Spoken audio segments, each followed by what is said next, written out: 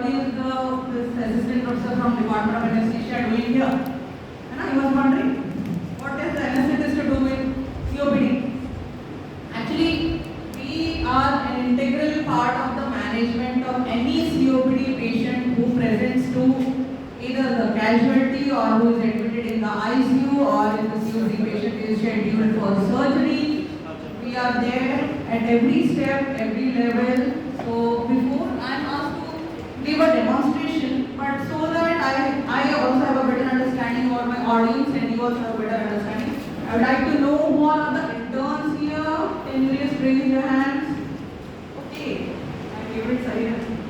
We are all here. And okay, this simply done. Some of them are sitting behind. And you're all MBBS, I guess? Finally, yeah, I think I've seen them also. They also have attended.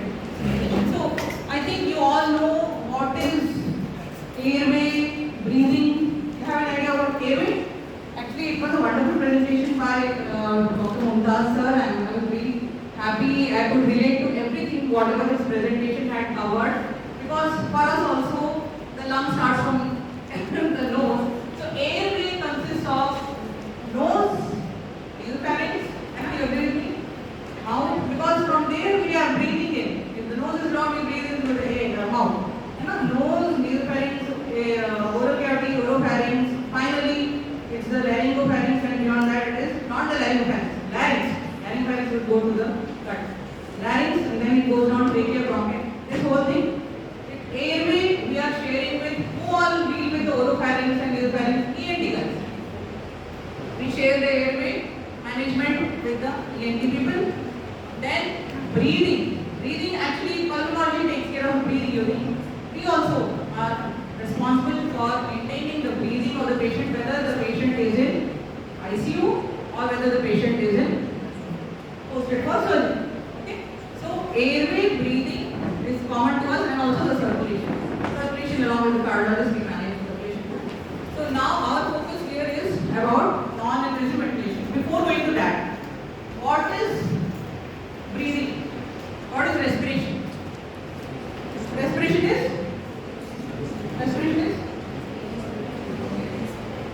I'm not talking about visual respiration, gross respiration भी हो सकते हैं.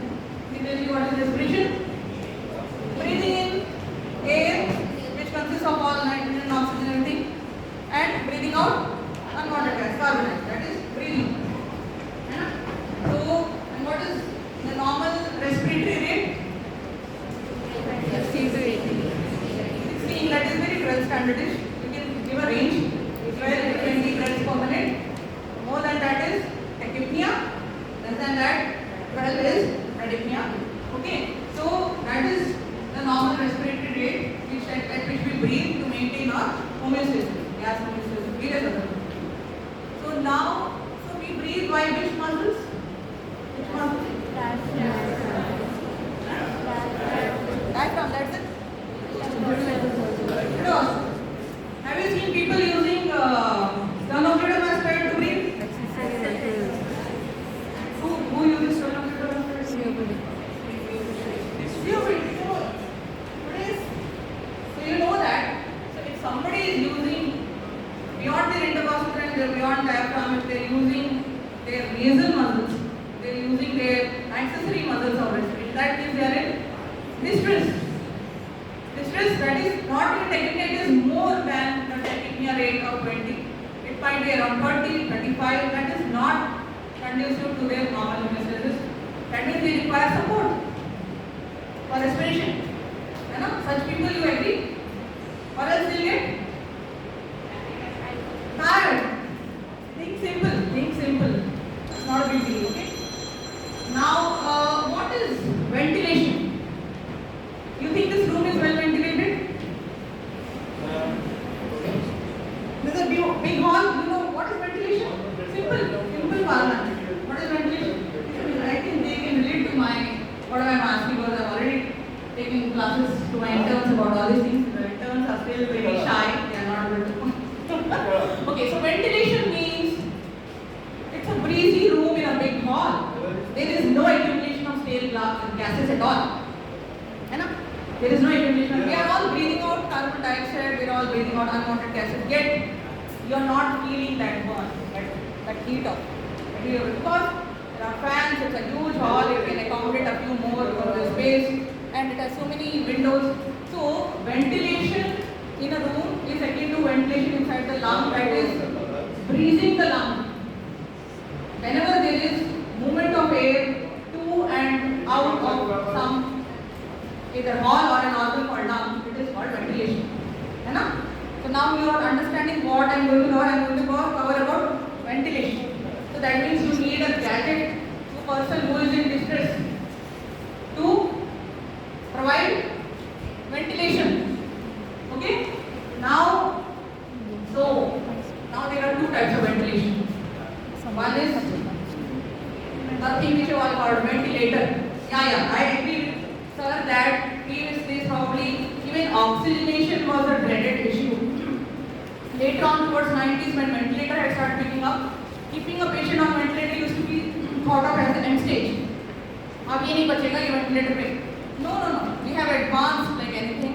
Ventilator is actually a tool to a person who is in distress or who requires prolonged ventilation, so that it is a buying time for the therapy to act. It could be antibiotics, bronchodilators or whatever. All those things can be done while the patient is put on ventilator and the lungs are bypassed, because ventilator is doing the job of breathing in and breathing out oxygen, carbon dioxide and maintaining the blood gases, acid, base, balance and blood gases. Okay?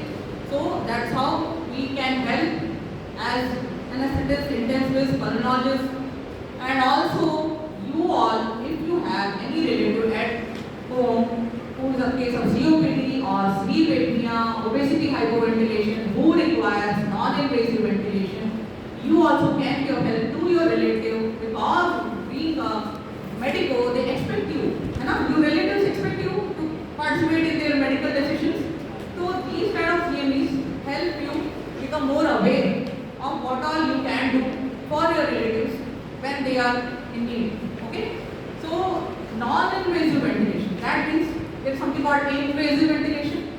Invasive ventilation is when you need to put a tube inside the trachea, that is called endotracheal intubation, and it is connected to a ventilator, and that is called invasive ventilation. Mechanical, that is mechanical. You are pushing in under pressure air which is at a percentage concentration of, okay, and removing carbon dioxide to maintain the blood. So that is invasive. Now we are talking about non-invasive. Are you ready? So non-invasive ventilation is again, this is extremely important. What happens is, when a person is in distress and using the accessory muscles of respiration, he is going to get exhausted and the CO2 would build up. So this machine, with positive pressure, when we are breathing actually normally, what are we doing? We are having negative intrathoracic pressure, right?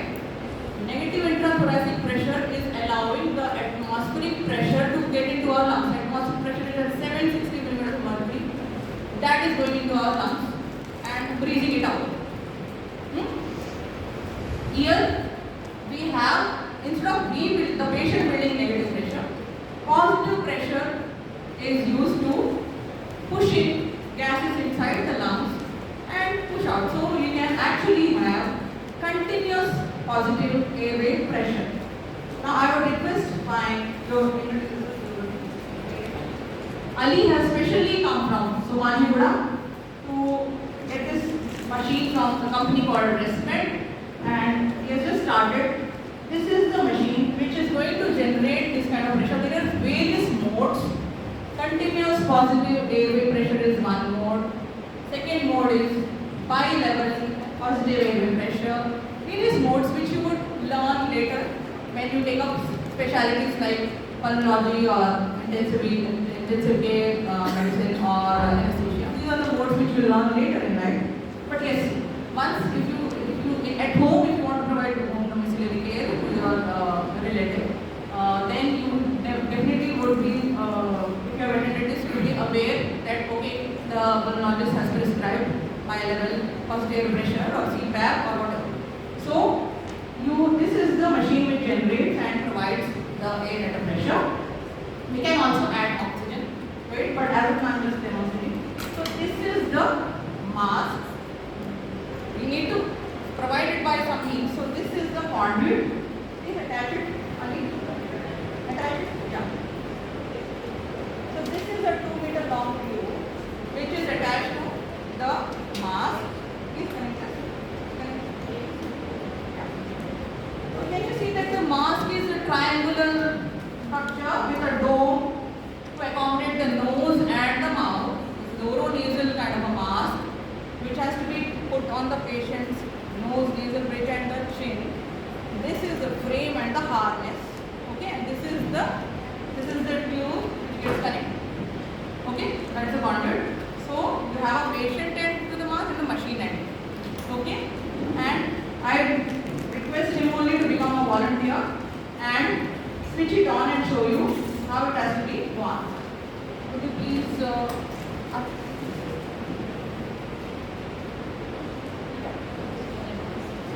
so he is holding it.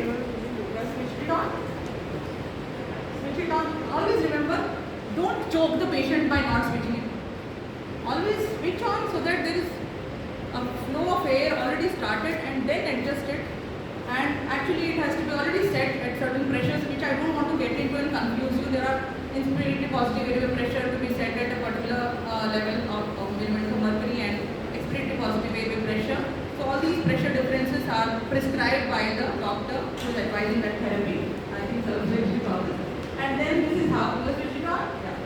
So this is how you need to, and then it can be snugly fit. There should not be any leak or else the therapy is ineffective. There should not be any leak. So this is a silicone gel cushion to the mask so that it doesn't give any injury, because you need to put it overnight sometimes or for prolonged for the day long. So that's why for such cases you can't afford to have cutaneous injury around this area, or you can't damage the eyes or lips or teeth injury. So all these things, just because you're giving therapy doesn't mean that it should damage some other part.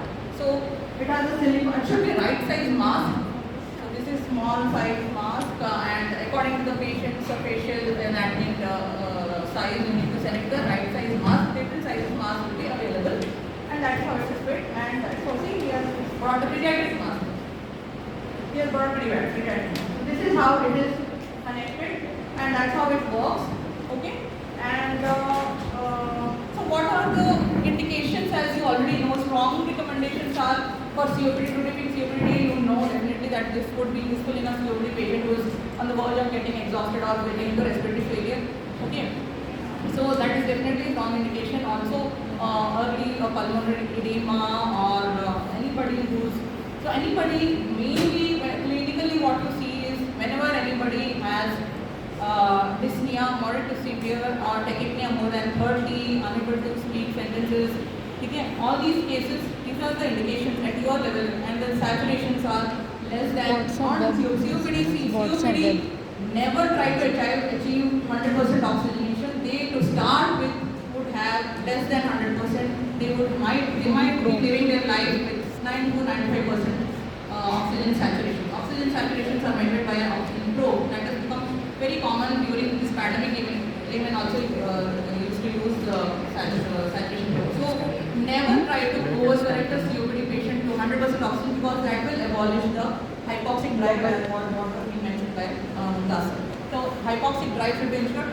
But yes, you are trying not to provide 100% oxygen. You are trying to maintain the saturation of 100%. You are trying to de-stress that person who is in distress.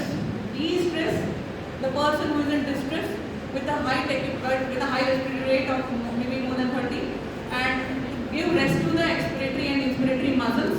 Which are the expiratory muscles? Abdominal muscles. You are trying to give rest, because expiratory muscles will work hard in a COPD patient because there is a block in the airway, the bronchioles. So that's why to give rest to these kind of muscles before the patient gets exhausted and starts hyperventilating, you connect. This is a very temporary tide over. If the patient requires prolonged ventilation, ultimately they might have to go ahead with an endotracheal intubation only. But this definitely is helpful for certain segment of patients like COPD, early COPD with minimal distress, or that is all decided by the anesthetist and the pulmonologist. Okay? Or the person who requires, who is in sleep apnea, okay, so basically hyperventilation symptoms. These are are the main strong indications for this kind of a machine. So what are the contraindications? There could be indications, there could be contraindications. If the patient is not spontaneously breathing or is in coma, it's of no use, because this is only to assist a person who is already breathing, not a person who is not breathing or is gasping. No. Severe hypoxia, no.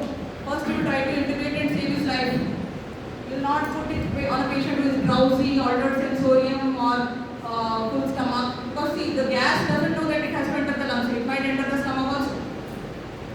Okay, it has not come with some sensors. No, I am going to enter the lungs only. It can enter the stomach. Any person with full stomach. Yeah, there are other ways to tide over it. I don't want to get into all that. But yeah, all these you need, that would be related to contraindication. But yeah, absolute contraindication is anybody who is in coma, anybody who has facial deformities, or if the patient has facial burns, okay, facial trauma, maxillary fracture है कैसे लगाओगे? Mandible fracture नहीं लगा पाओगे, okay, burns है नहीं लगा पाएंगे, already the skin is gone. So these are the very strong contraindications. There are more, but I don't want to get into all because this is basically a demonstration, and I hope you got a gist of what I am trying to tell, and I hope you will be more helpful in your clinical scenarios and also in home domiciliary care after this small demonstration. Thanks for this opportunity.